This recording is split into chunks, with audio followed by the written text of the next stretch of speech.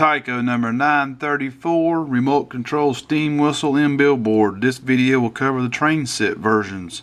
And here you see this one's from the 1977 royal blue set sold through Sears. This packaging here for the steam whistle Billboard is for the catalog mail order train sets. This version here is the same as the brown box sold in the stores. Has the same Billboard, Maxwell House, and the Payday. The train set version has this insert which slides out of the package, and on the back side it gives you the directions on how to install the Billboard signs. Steam whistle Billboard with the Maxwell House insert.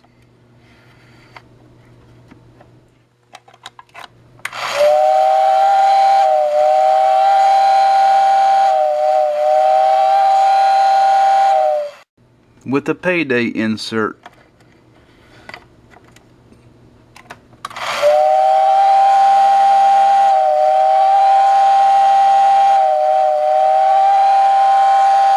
This version of the Tyco steam whistle and Billboard reappeared in 1990 after an 8-year disappearance, but it was not cataloged. This was sold with the Chattanooga train sets. As you see here, the Maxwell House is a different Billboard than the previous 1975 to 1982 release. This one is battery powered versus the old one, which was AC powered off the accessory side of your power pack. It ran off 2 AA batteries. The actuator for the horns built in on top.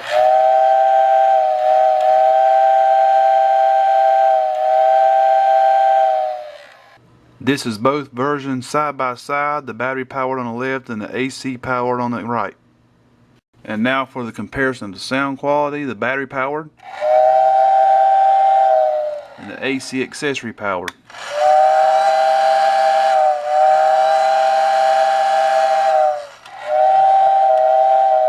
And together.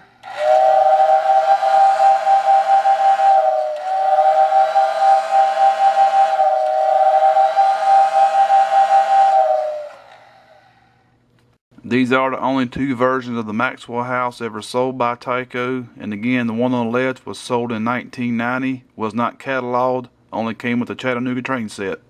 The AC powered accessory on the right was sold from 1975 to 1982. This is the air chamber comparison. The one on the left is the accessory powered one, and the one on the right is the battery powered from 1990. You can see the difference, and there's also a difference in the air wheel intake. As you can see, the intake wheel has a different design on the AC powered versus the battery powered, and the opening is larger on the battery powered. How both of these horns work: air is drawn in through the air wheel intake here and forced through tubes in here for the sound. Note the difference in the air wheel intake on the right, battery powered, versus the AC powered on the left, which is smaller. This is the packaging for the steam whistle Billboard number 934, which was sold in stores. This package version here is sold with the Sears Royal Blue train set out of my personal collection. This may have also came with the regular smoking train set sold in retail stores. This last and final brown box here sold with train sets also, I think came out of store sets later on. This box is also marked for 17-piece bridge and trestle set. There's a check mark indicating which you received with the set you bought. This box may have been white also, but I don't have an example of any other than the brown box here.